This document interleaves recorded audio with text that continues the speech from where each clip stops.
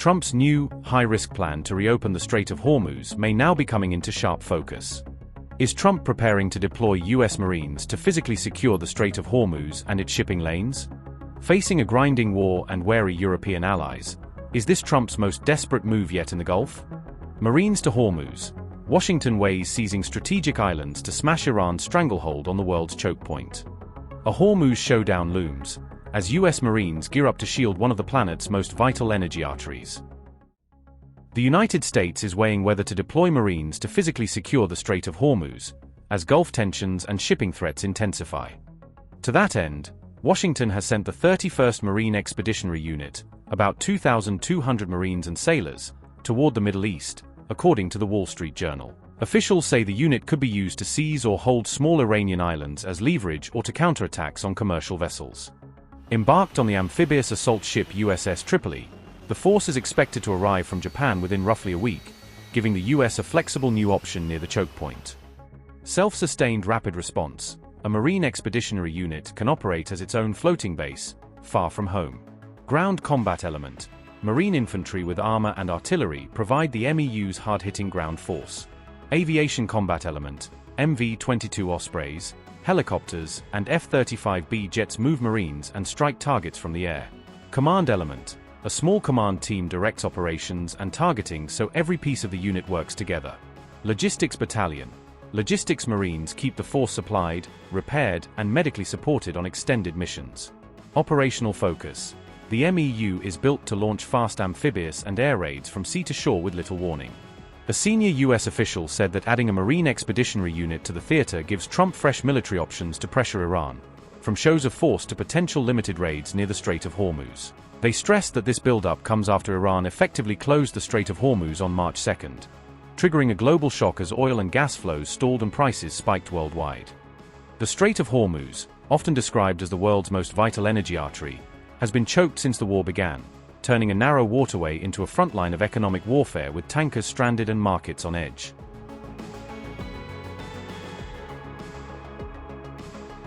The US military now says its goal is to neutralize Iran's missiles, drones, and sea mines that threaten shipping through the Strait of Hormuz. Marines embarked on the USS Tripoli could launch fast raids using ship-to-shore craft, hitting coastal targets and returning to sea before Iran can respond. From the air, F-35B jets and helicopters would allow Marines to land on beaches or rough terrain, even where there isn't a runway in sight. Those aircraft could operate either from American warships offshore or from regional bases on land, if partners in the Gulf agree to open their airfields. Commanders are also gaming out a possible seizure of Kish Island, a key economic hub whose airport and piers host Iranian fast attack craft. By taking small Iran-controlled islands at the mouth of the strait, Marines could help intercept hostile boats and target launch sites for anti-ship missiles. Another potential objective is Qeshm Island, which intelligence reports say hosts Iranian naval vessels and underground missile tunnels pointed at the shipping lanes. Qeshm also contains a critical desalination plant, making it a lifeline for drinking water and industrial use across parts of the Gulf. Its position along the choke point effectively gives Tehran a commanding view over tanker traffic entering and leaving the Strait of Hormuz. Trump's push to deploy Marines comes at a moment when many European allies have rejected joining a US-led mission in the Strait, leaving Washington more isolated as the war deepens.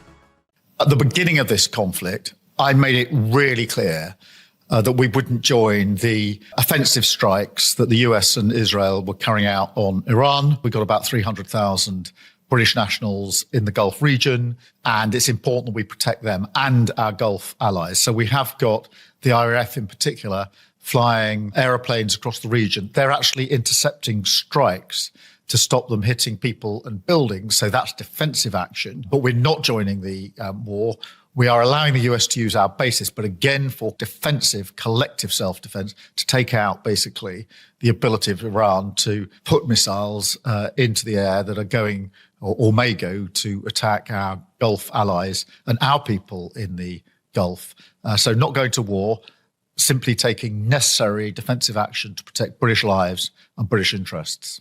Whether it's conflict in the region, whether it's the impact on oil and gas, or just the worry that most people have about how's this going to impact me in my home, the best way to reduce the impact is to de-escalate, to get to the end of hostilities, and then get to a negotiated settlement. And we're speaking to all of our allies to try and make sure that that happens as quickly as possible.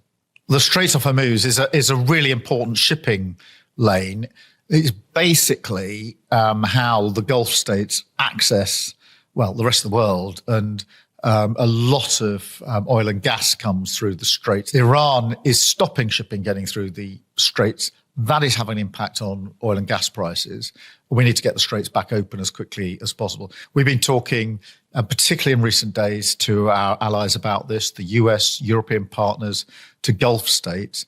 I'm not going to pretend it's easy to do this, but it is really important that we do it because whilst the Straits are not in full operation, the price of oil and gas goes up, and I know that then affects everybody at home. Although I do just want to say this to reassure people. In the United Kingdom, for households, we cut energy bills about £117 averagely for households, and we are going to cap that. We are capping that to the end of June. So I know people are worried, but just on household energy bills, be assured that in 3 weeks' time, they're actually going to be cut and then capped for 3 months. In the meantime, we will do everything we can to de-escalate the situation in the Gulf, because that is the best way to deal with the impact on the cost of living. We've got a number of military bases in the Middle East. They've been targeted by Iran. So in order to protect them, we had already pre-deployed anti-drone capability, radar capability. We already had our planes there, RAF pilots. We put more of those into the region.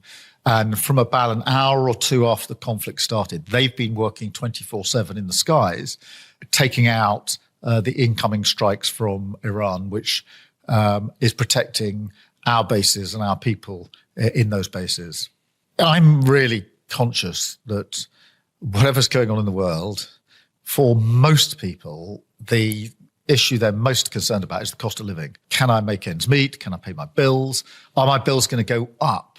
And there's a real sense of worry about that. Now, I get that because when I was growing up, we didn't have enough money to pay our bills. And therefore, we literally had to sit around our kitchen table discussing how we would cope. So I know what that anxiety feels like. It's sort of knot in the stomach when you know you can't pay the bills. That's why this government has said that dealing with the cost of living is the number one priority. We have decided at the last budget to take money off energy bills. On average, for households, about £117. It'll vary a bit, but that's the average. Now, in 3 weeks' time, that decision goes into action, and therefore energy bills will come down, household energy bills, and then we will cap them for 3 months to the end of June. Whatever happens in the conflict, that will be the situation.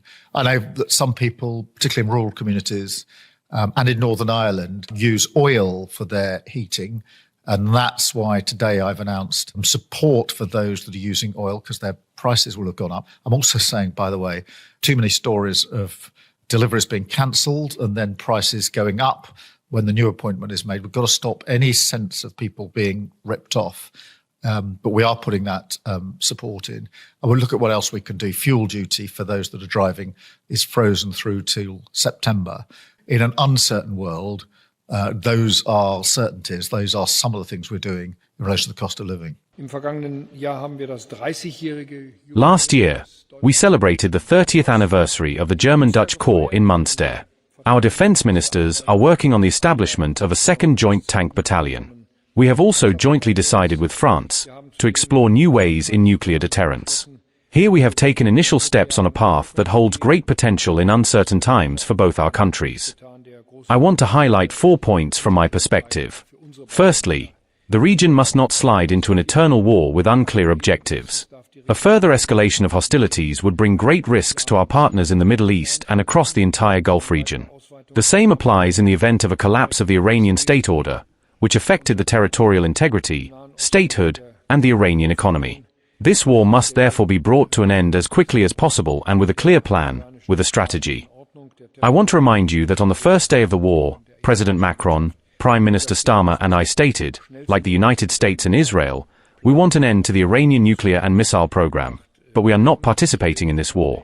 We have said this from day one. That remains the case for the federal government. However, this also means that as long as the war continues, We will not participate in ensuring free navigation in the Strait of Hormuz with military means. To this day, we have no plan known as to how such an operation could even succeed. At all times it was clear that this war was not a matter for NATO. Secretary-General Mark Rutte has already emphasized this. I want to expressly align myself with this. The United States of America and Israel have not consulted prior to this war either. There has never been a joint decision regarding Iran on whether or not to engage. Therefore, the question of how Germany might become militarily involved does not arise. We will not do it. On the contrary, President Trump requested 2 weeks ago, in the spirit of burden sharing, to maintain the German presence on the eastern and northern flank of NATO. We are doing this.